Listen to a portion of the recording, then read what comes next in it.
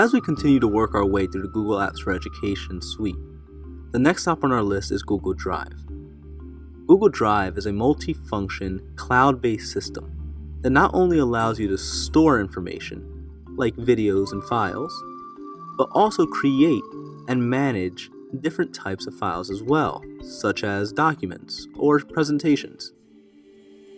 In this tutorial, I'm going to show you how to access Google Drive and give you an overall tour of the system as well. So let's begin. Starting from my Gmail account, I'm going to navigate up to the top right-hand corner where I get this small grid. This is the Google Apps grid, and when I click on it, it opens up a list of Google Apps that I have available to me. You can see I have anything in there from Google Search to Mail, which I'm presently in, Calendar, Drive, and apps like Contacts or Sites. These are all really helpful and great tools, but for right now we're going to focus on Google Drive. So from that list, I'm going to click on the small triangle that says Drive underneath. Now, if this is your first time getting into Drive, you'll get this small message. It's giving you an overview of what Drive is, but we're going to do that. So right now, you can just click the X. And here we go.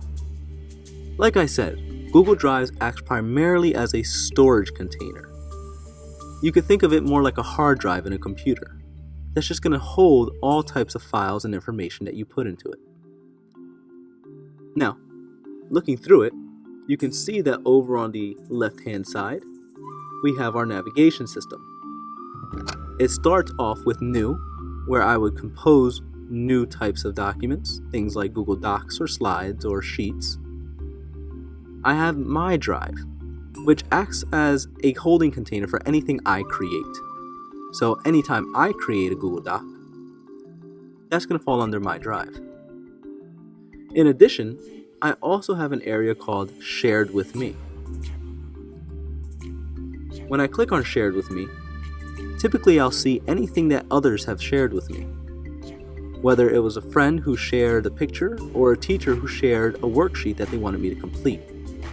All that information will be stored under this category. Going straight on, we have Google Photos as well. Recents, if we go down a little bit further, will show me anything I've recently worked on, whether it's something that I created or someone else shared with me. If I worked on it recently, it's going to fall under this category. I can star documents and mark them as important, or if it's something that I need to get to quickly, I can mark it with a star and it'll fall under the starred category. Lastly, I have my trash bin. The trash bin is going to hold any items that I may have deleted in the last couple days. This is a great place to come and check if you lost a document you may have accidentally deleted it. So, I always recommend checking the trash. Right now, I'm working in an empty account. It's an account that I created specifically for this tutorial. But typically, as you start moving on through your coursework, you're going to find that your drive becomes very cluttered and kind of congested. There's a few things that you can do. The first thing I always recommend is creating folders. By going back to just My Drive and clicking on the New button, I can create folders. I can create folders according to class. I can create folders according to subject matter. I can create folders according to teacher if I have a teacher for multiple subjects. I can create any kind of folder I really want, but again, this is just an organizational tool, something to help you keep everything in line and not so cluttered. So for example, I'm just going to create a test folder here.